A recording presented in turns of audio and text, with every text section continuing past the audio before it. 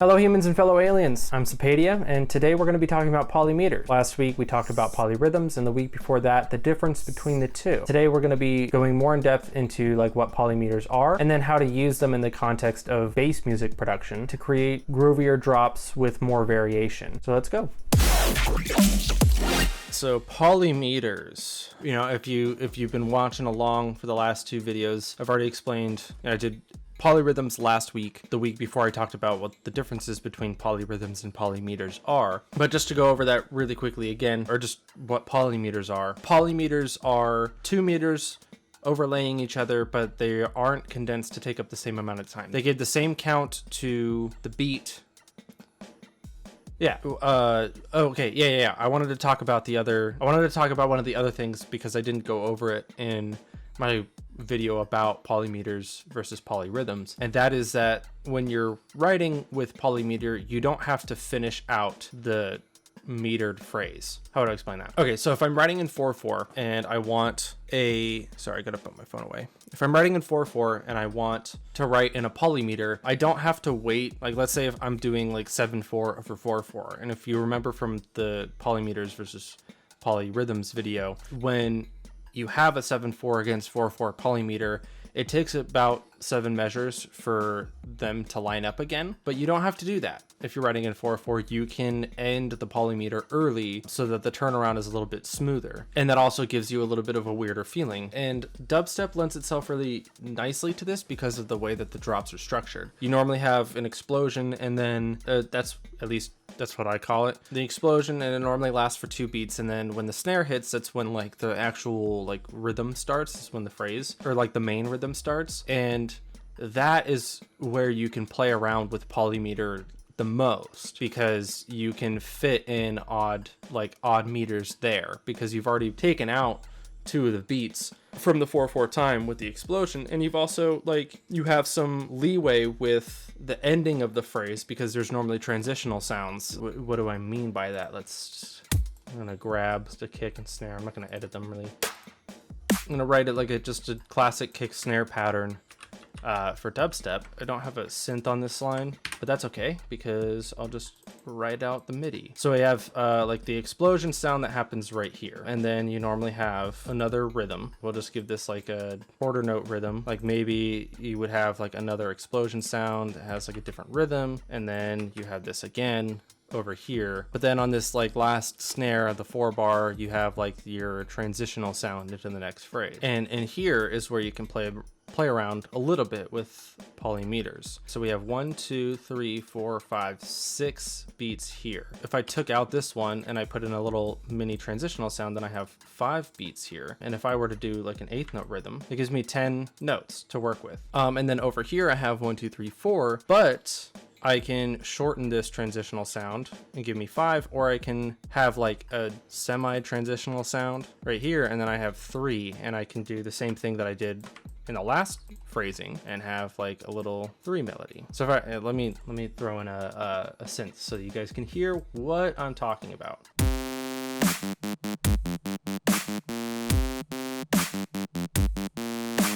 I mean, obviously that's not something that I would ever make. Example wise, I think that's sufficient. Again, you can also just mess around with the general structure of it. I have this explosion sound, and we'll consider this part of a 5/4 rhythm. All right, so we have 1, 2, 3, 4, 5, and then we can just start that over. And then a little transition sound, or actually I could just keep this going until we hit this, and then I have this transition sound as a turnaround.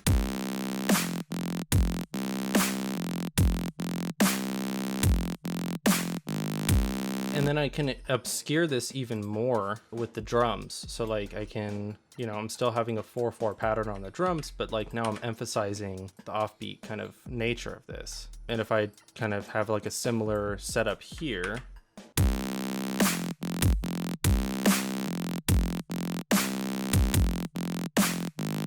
This is why like polymeters aren't really discussed, is because they happen a lot. And I guess, yeah, what I'm trying to say is like they happen a lot, and you often don't notice them because they're like entrenched within the meter that you're actually hearing from the drums. And so you don't really notice them because you just see them as like a kind of like a syncopated rhythm. But because I'm repeating this would be a polymeter. You know, this is in 5. And then if I wanted to emphasize the polymeter, then I could write other things within 5 around this 4/4 drum pattern. So I could keep the drums in 4, but then like I would have like a melody, or not a melody, but like an arpeggio lasts 5 beats and just repeats, and then stops here. And so then I have technically 3 measures of 5 with a quarter note turnaround. And you would interpret it as 4/4, but it would be there as polymeter. Now that I got that explanation out of the way, let's actually write this seriously. Let's find a good kick. Snare. I actually think that's sufficient. That's like a really nice crack to it. Let's start with like an explosion sound, and then we'll go from there. Maybe we'll do like a Reese. Nice little phaser action there, and then do a double notch the opposite way. Throw on like a little bit of a distortion, maybe just like a hard clip, and then throw on a hyperdimension, whip it down there. And then I think the last thing that I want to do is a little bit more movement. I'm trying to think about what kind of polymeter I want to do. Cool, yeah, I think I'm just going to do like a simple FM type of thing. And then we'll do like a high notch. Maybe do some hyperdimension as well on this. Just bring it down a little bit. Down sample. Just like a little bit of grit there. Tonal delay. And then maybe after that we'll do like a Comb Plus filter. And I'll put it at 350.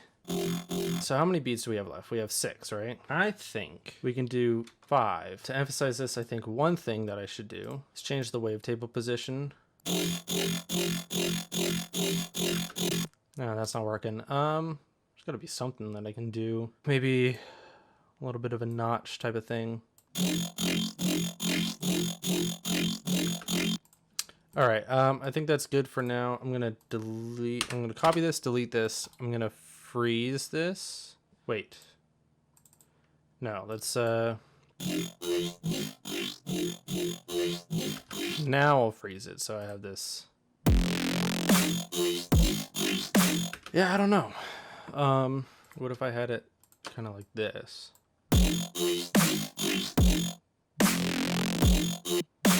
Nah. Right, okay, so maybe like a little offbeat thing.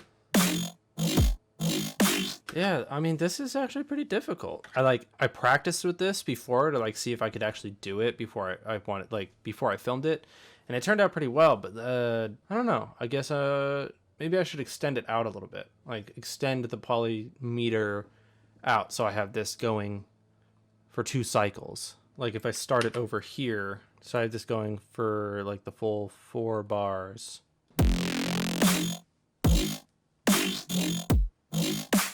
And then again.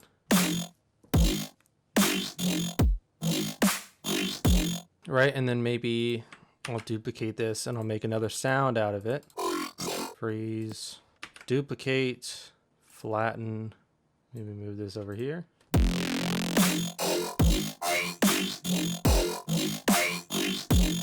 Maybe more like this.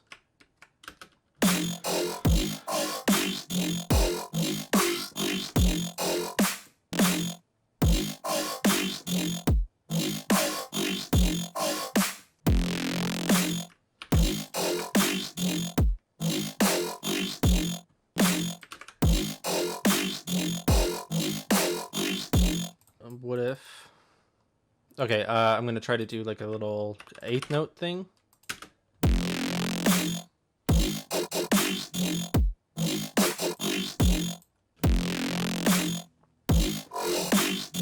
Transitional sound. Little FM here.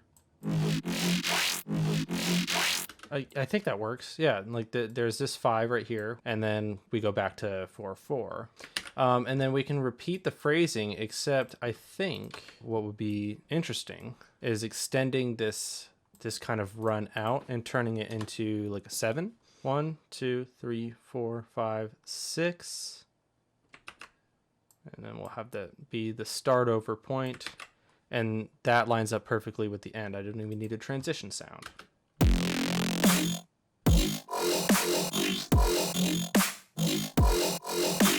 All right, and I think that's too slow of a rhythm, so.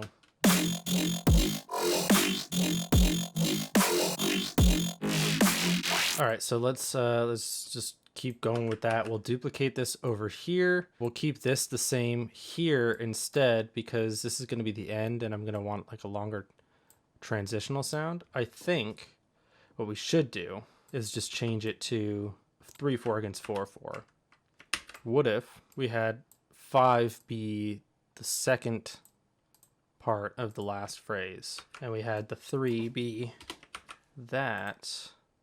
I'm going to duplicate this and just bring this over to the end, and we'll work on this sound really quickly.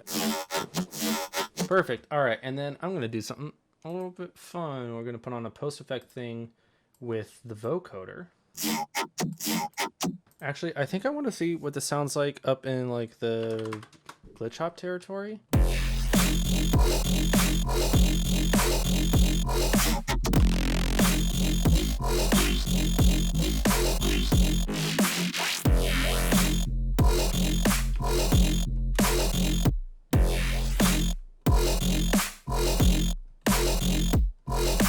Okay, so I think I like where this is. Let's throw in some tom fills.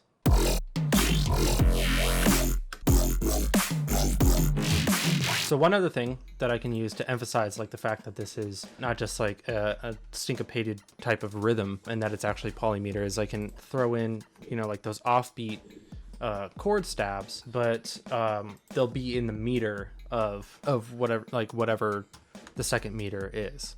So that's good for now. I want to mess around with the drums for a little bit just to, you know, spice up the rhythm.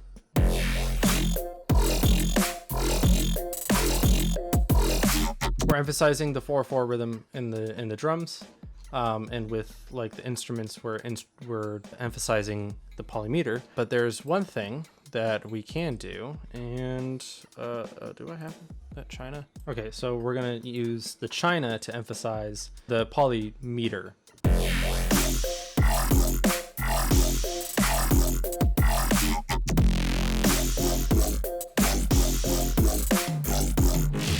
And then we will add like a ride cymbal, and that can be the rest of the beats in there. So let me just look up ride.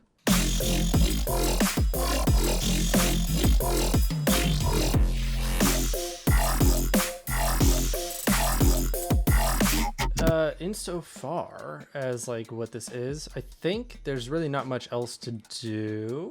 And yeah, I guess it's a pretty good example of like how to use polymeter in your writing. So like I have this concept of like a 3/4 over 4/4 here, and then I change that to a 7/4, and then back to the 3/4, and then to a 5/4, and that helps like move it along, so I'm not just kind of like sticking to this like standard meter every time. I'm just gonna go ahead and do some like make some minor changes off screen. Yeah, add like, you know, risers and other effects, and then mix and master it, and then we'll come back and we will hear the finished product. All right, so yeah, mixed mastered. I added really bare minimum effects. Riser here, downlifter here, riser here, and then this is a white noise layer, and then I just mixed it, and let's go.